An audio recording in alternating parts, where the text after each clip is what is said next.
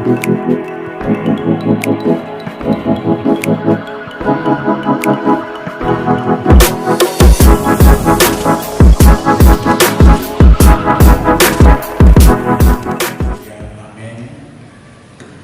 Bapak Ibu Saudara, salam sejahtera Kristus bagi saudara sebagai sidang jemaat Tuhan yang pada hari ini khusus kita untuk mendengarkan firman Allah. Hari ini tema yang akan aku sampaikan kepada saudara tentang bahasa dari surga yang seringkali kita mungkin mendengar adalah selintas dan ringkas. Tapi untuk hari ini saya mau tandaskan dengan banyak hal. Oleh pengertian yang saya dapatkan tentang bahasa surga, bahasa roh, dan bahasa yang dimengerti untuk panggilan surga, sedang dinyatakan dan itu semua adalah pekerjaan Allah dalam strateginya. Shalom saudara. Karena itu mari kita dengarkan saudara-saudara Yohanes pasal 3 ayat 31 sampai dengan ayat yang ke-34. Saya baca hanya Yohanes 3 ayat 31, 33 sampai dengan ayat yang ke-34. Siapa yang datang dari atas adalah di atas semuanya. Siapa yang berasal dari bumi termasuk pada bumi dan berkata-kata dalam bahasa bumi. Siapa yang datang dari surga adalah di atas semuanya. Siapa yang menerima kesaksiannya itu, ia mengaku bahwa Allah adalah benar. Sebab siapa yang diutus Allah, dialah yang menyampaikan firman Allah, karena Allah mengaruniakan rohnya dengan tidak terbatas. Hal inilah yang akan diuraikan kepada saudara-saudara tentang firman. Betapa luar biasa sebenarnya. Yang kita akan simak bahwa Allah sendiri yang mencurahkan roh kepada saudara-saudara adalah mengangkat saudara-saudara menjadi anak-anak Tuhan atau anak-anak surga. Berikan tepuk tangan bagi Tuhan. Maksudnya disadari saudara-saudara bahwa engkau adalah yang menerima roh itu diangkat untuk menjadi orang yang terangkat, yang bisa diperbandingkan kepada manusia-manusia yang ada di bawah kolong langit ini. Adalah orang yang teratas.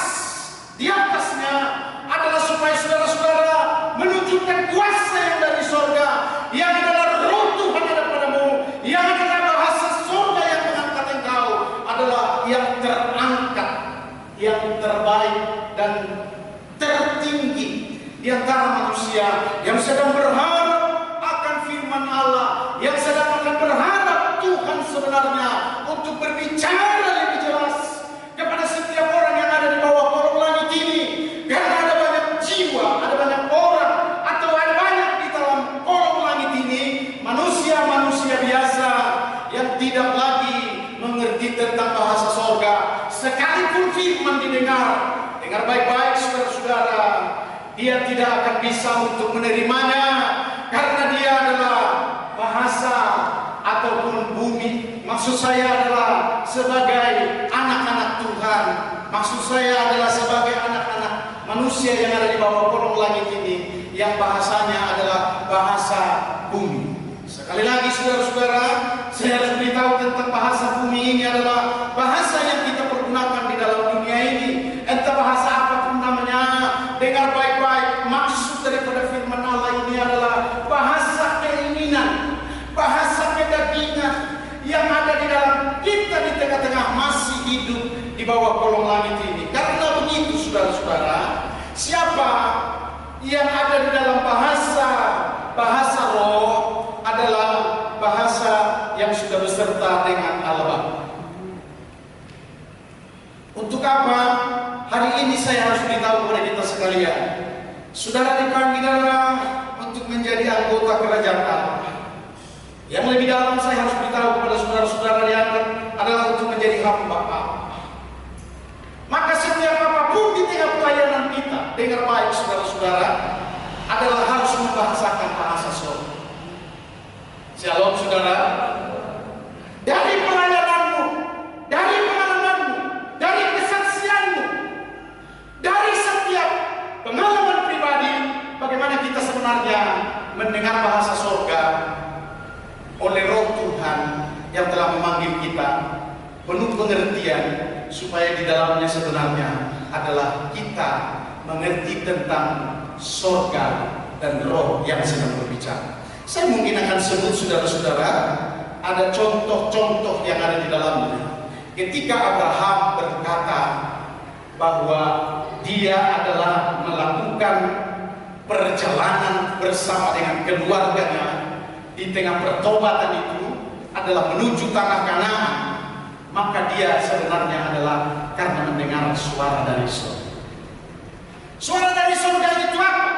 Berbeda-beda saudara-saudara, tetapi saya harus beritahu definitifnya adalah bahwa suara dari surga itu adalah dibesakan ataupun dibisarkan, bahwa setiap apa yang kita dengar itu adalah menjadi pengertian bagi kita. Dengan kata lain, bahasa surga itu adalah bahasa yang bisa dimengerti bagi setiap orang yang menangkap dan yang menerimanya. Dengan tepuk tangan. Supaya saudara-saudara hari ini perlu untuk dibangkitkan, saudara. Apa yang disampaikan oleh firman Allah bahwa bahasa dari surga adalah bahasa yang kita terima untuk menganggap kita bukan lagi menjadi manusia biasa, tapi menjadi manusia Allah atau manusia kerajaan Allah, yang sangat dibedakan dengan manusia yang ada di bumi. Manusia yang ada di bumi dengan baik-baik, saudara-saudara. Dan saya harus beritahu, untuk saudara akan pakai ini melayani dirimu untuk sepenuhnya kita bisa untuk menerima bahasa surga. Katakan amin, saudara. Bahasa kedagingan, bahasa keinginan. Yang apa lagi kalau bahasa keinginan dan kedagingan itu adalah yang bertentangan dengan firman Allah. Satu kali bahasa itu sudah dicerca dan ditangkap oleh Allah pada masa untuk manusia yang sedang membangun menara Babel. Saya akan baca ayatnya begini, saudara-saudara. Dalam Kejadian 11 ayat 4, untuk menalarkan kepada saudara-saudara perbedaan bahasa dunia atau bahasa bumi yang sering saudara pakai lebih banyak daripada bahasa-bahasa dari surga. Dengar baik, saudara. Kejadian 11 ayat 4 berkata begini. Juga kata mereka, marilah kita dirikan bagi kita sebuah kota dengan sebuah menara yang puncaknya sampai ke langit.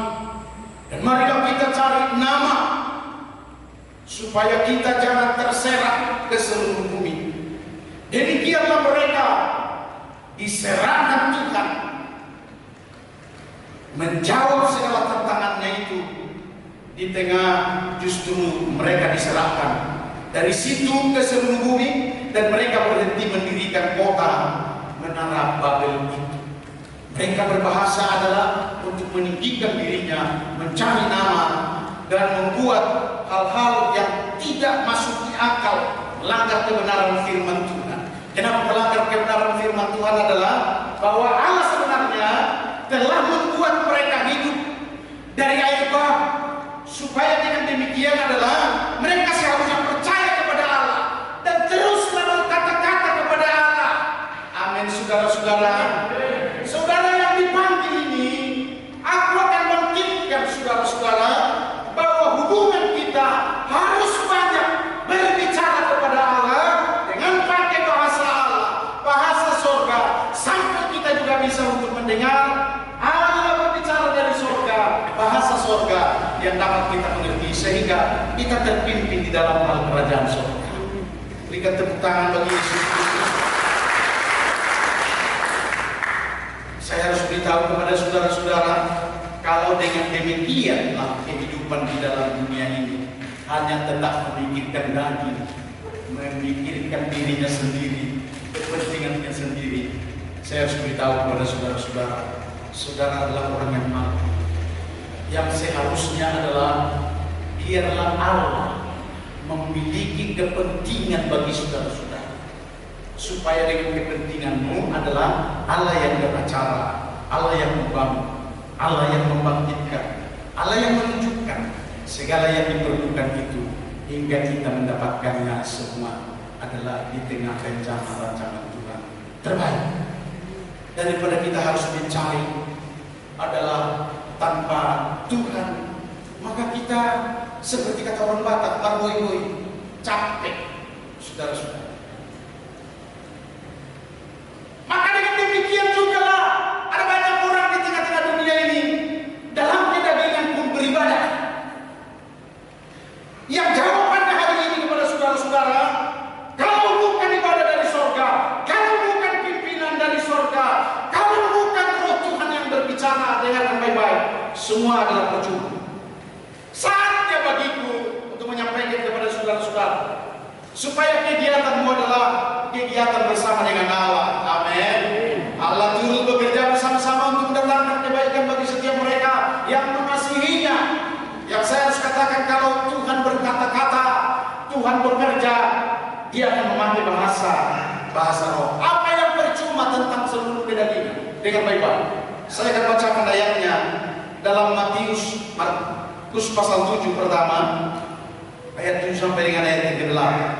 Saya ulangi, Markus 7 ayat 7 sampai dengan ayat yang ke-8 berkata begini, percuma mereka beribadah kepadamu, sedangkan ajaran yang mereka ajarkan ialah perintah manusia. Perintah Allah kamu abaikan untuk berpegang pada adat istiadat manusia.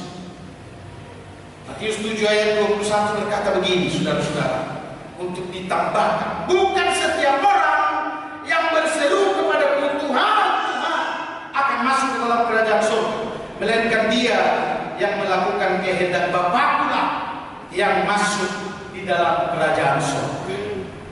Mari kita berikan tepuk tangan bagi Yesus. Hari ini saudara-saudara sedang diajarkan supaya ketahuan kita ini, saudara-saudara, atau mengetahui apa yang dimaksud oleh firman Allah ini, supaya dalam ibadah pun kita jangan ibadah biasa rutinitas. Saya bersyukur kepada Allah, saudaraku, bahwa gereja yang saya layani sudah dekat kepada 30 tahun. Bukan generasi ketiga seperti kata Bung yang datang dari Bukit Pagi, tapi adalah generasi pertama. Sayalah yang membukanya dan sayalah yang meneruskan sampai dengan hari ini. Adalah ibadah yang saya ajarkan adalah ibadah dalam roh, dan penuh dalam roh, dan di dalam roh yang berkata-kata di tengah ibadah, supaya jangan percuma. Kenapa percuma? Dengan baik-baik, saudara-saudara, Allah tidak pernah menghendaki kedagingan yang ada pada kita untuk dipersembahkan kepada Dia. Karena anaknya sendiri Yesus Kristus disalibkan kedagingan itu. Shalom, saudara-saudara.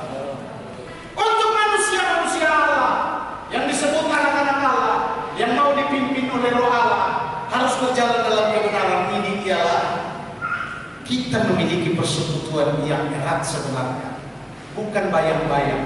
Bagaimana kita mendengarkan suara pimpinan Roh, dan Roh Tuhan pun bisa kita dengar. Amin, saudara-saudara. Shalom. Kalau Abraham mendengarkan Allah berbicara, dia membahasakan bahasa apa yang dia terima dan dia saksikan. Mungkin berbeda-beda dengan apa yang dia dengar, karena dia sudah menambah cernaan dalam imannya. Shalom, saudara-saudara. Ada banyak orang, saudara-saudara, menerima roh itu langsung dalam memimpin dalam setiap saat. Tergantung dengan semua keberadaan daging kita ini adalah yang bisa berhubungan di dalam roh Tuhan. Saya satu kali mendengarkan suara Tuhan tahun 91, tahun 1991 maksud saya, adalah saya mendengarkan suara Tuhan. Suara itu berkata begini, keberhasilan seorang pengusaha adalah kegigihan pengusaha itu sendiri. Ini bahasa aslinya dari surga. Sampai 2 kali aku minta kepada Tuhan, ya Tuhan, keberhasilan seorang pengusaha adalah kegigihan pengusaha itu sendiri. Apa artinya? Tuhan berikan artinya kepada saya, akulah pengusaha yang berhasil. Kata Allah, ada tertulis dalam Yohanes 15 ayat 1, akulah pokok anggur yang benar, kata firman Tuhan, dan Bapakkulah pengusahanya. Apa yang dimaksud tentang panggilan itu adalah aku terlalu ambisi menjadi pengusaha dunia. Dan cita-citaku pun adalah kalau aku bisa berhasil di tengah semua usaha-usahaku yang kudirikan itu adalah supaya aku bisa mengelilingi dunia. Dan selanjutnya saudara-saudara, diberitahukan kepada saya pengertiannya bahwa beritakanlah Injilku ke kota-kota di dunia. Aku mau pakai kamu, aku yang gigih bekerja di dalam kamu, dan aku yang menjamin keberhasilanmu. Itulah inti yang dimaksudkan dari segala apa yang dikatakan oleh Tuhan. Hingga aku mengerti, maka aku berjalan. Dan pada aku diberikan satu pengertian yang luar biasa. Pengertian yang luar biasa itu adalah aku sangat menghormati Tuhan. Dengan bahasa begini, saudara-saudara, shalom, orang lain mungkin tidak seperti ini. Aku bisa mendengarkan suara Tuhan dan memanggil aku. Sulit apa bagiku kalau sudah bersama dengan Tuhan lalu kutinggalkan usaha, cabut dari perusahaan PT Bilang Platindo karena waktu itu saya sebagai kontraktor di sana. Dengan cepat-cepat saya berkata kepada istri, saya sedang mendengarkan suara Tuhan. Dan saya sudah susut sampai dengan 3 kali bahwa suara yang sama masih Tuhan berbicara kepada saya. Saya diangkat dalam penglihatan sama dengan keberhasilan seorang pengusaha adalah kegigihan pengusaha itu sendiri. Waktu saya diangkat dengan baik-baik, saudara-saudara, saya sedang berbicara. Semua roh Tuhan, semua Allah berbicara adalah di tengah semua gaya dan kedaulatannya yang membuat kepada kita semuanya adalah supaya kita gagah perkasa, tetapi merendahkan diri untuk berkata, oh terpujilah Tuhan. Amin, saudara. Dan Tuhan sedang berbicara mengangkat saya pada waktu itu. Dan dialah yang berkata, pandanglah. Saya disuruh memandang ke bumi. Setelah saya menikmati bagaimana suasana di surga. Shalom, saudara-saudara. Ya, saya mengalami suasana surga. Dan disuruh saya melihat ke bumi. Lihatlah bahwa apa yang disebut dengan beritakan Injil ke kota-kota di dunia. Aku disuruh melihat kota-kota ini. Dalam penglihatan, bukan suara lagi. Saya bekerja bersama-sama dengan Allah di tengah panggilan itu. Dan saya harus katakan kepada saudara-saudara, keberhasilannya adalah Tuhan selalu menjawab. Keberhasilannya adalah Tuhan selalu menyertai. Keberhasilannya adalah yang saya harus katakan adalah Dia sanggup untuk berbicara kepada saya, dan saya pun sanggup untuk bisa mendengar suara Tuhan. Apakah pedoman yang harus kita lakukan di tengah supaya bisa mendengarkan suara Tuhan adalah fokus untuk mengarahkan hati, jiwa, dan roh kita melayani Allah, baik dalam doa, baik dalam merenungkan firman Allah, baik dalam bekerja di tengah pelayanan. Shalom, saudara-saudara. Jangan sampai kedagingan. Karena banyak tawaran sekarang, saudara-saudara, di tengah kedagingan. Pak Pendeta dari Bapak ini tertarik dengan kedagingan. Mari, uang gandakan. Dan saya yakin bahwa dia tidak berdoa itu untuk menyerahkan uangnya itu ke tujuh. Orang itu tidak yakin. Terus semua ingin kaya, supaya dilupakan dia adalah pendeta yang kaya, generasi yang ketiga. Lupa dia berdoa, lupa dia bersembunyi dengan Tuhan. Dengar baik-baik. Oleh karena kedagingan ini, seringkali yang harus kita katakan adalah saling menyaksa. Kita harus pikul salib. Saya sudah katakan 2 minggu yang lalu adalah Pikul salib itu bukan waktu-waktu yang akan datang, atau bukan sewaktu-waktu, melainkan setiap hari. Berikan tepuk tangan. Sebab bila kita menyalibkan diri, maka roh Tuhan akan ada pada kita. Bukankah roh Tuhan itu adalah rahasia? Katakan amin. Bukankah roh Tuhan itu sempurna? Bukankah bahasa untuk penuntunannya adalah pada semua kebenaran? Bukankah kepemimpinan oleh roh itu adalah membuat kita berkelimpahan? Bukankah di tengah kesempurnaan oleh roh itu membuat kita terangkat, sama seperti yang dikatakan oleh firman Allah adalah kamu yang berasal dari surga adalah kamu di atas daripada semua manusia yang ada di bumi. Berikan tepuk tangan bagi Tuhan. Haleluya. Hari ini aku sampaikan kepada saudara-saudara, pakailah bahasa roh yang kita pergunakan dalam pelayanan dan berhadapan dengan Allah. Shalom saudara-saudara. Shalom. Camkan ini supaya doamu jangan doa panjang-panjang begini. Aleluya pada mina di bawah bijak. Di bawah bijak peono. Oh, yang kan nama terjadi kok. Pasu-pasu Tuhan si mengano. Pasu-pasu mau, pasu-pasu. Jangan baik-baik.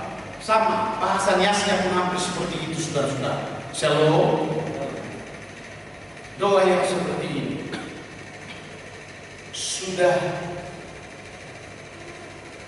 dicuri atau tidak sampai di hadapan Allah.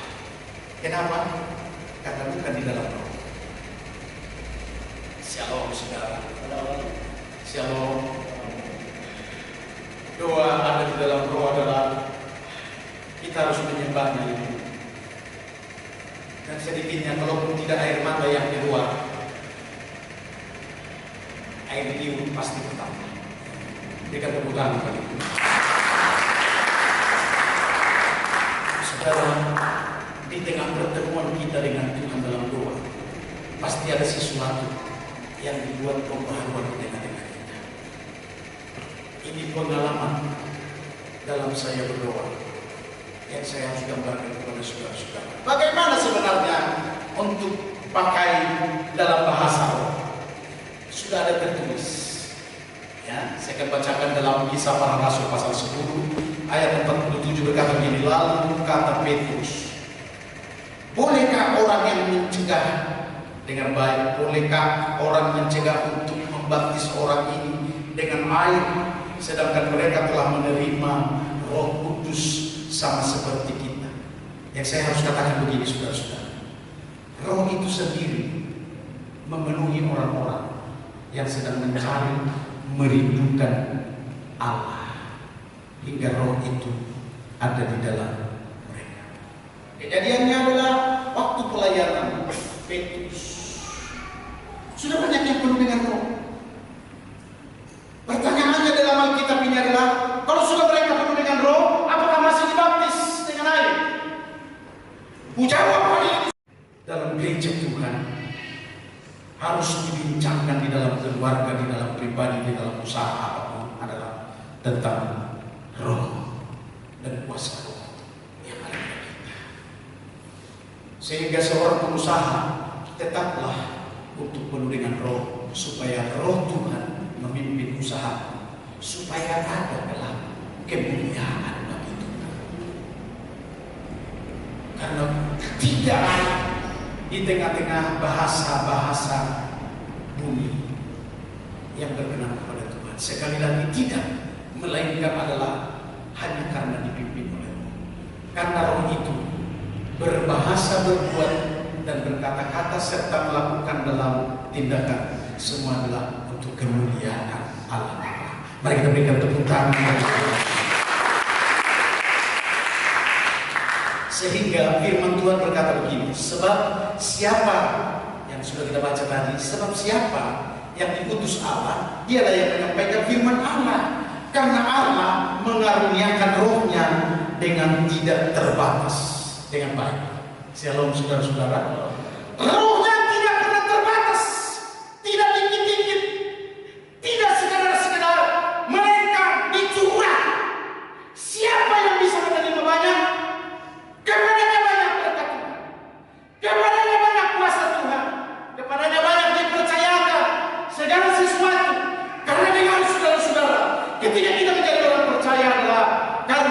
berikan kepada kita adalah supaya kita dipenuhi dengan roh, melayani dalam roh, dan oleh roh yang spesifik itu akan membuat kita dipakai mengganda-gandakan dari setiap kerajaan Allah untuk bisa berkembang.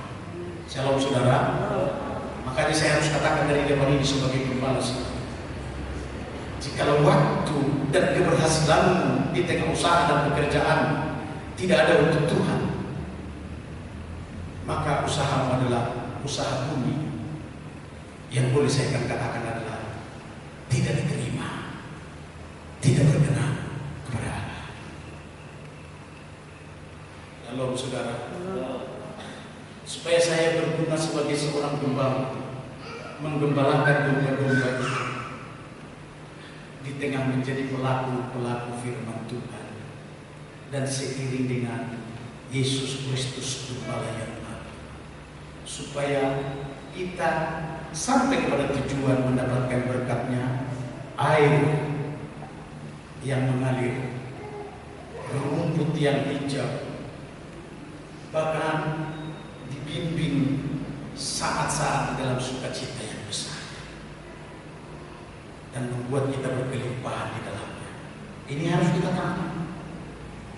Itulah domba-domba yang dari Allah dan oleh Allah, sehingga sampai hari ini saudara-saudara, supaya kita diajar oleh firman Tuhan penuh dengan roh. Ketika Yesus bangkit dari sebentar lagi Paskah, saudara, ternyata minggu depan, ketika Yesus bangkit dari kubur, ada rahasia yang harus saya tanamkan hari ini. Maka Yesus menyampaikan, damai sejahtera bagi kamu, damai sejahtera bagi kamu. Lalu Yesus menghembusi mereka supaya penuh dengan Roh Kudus.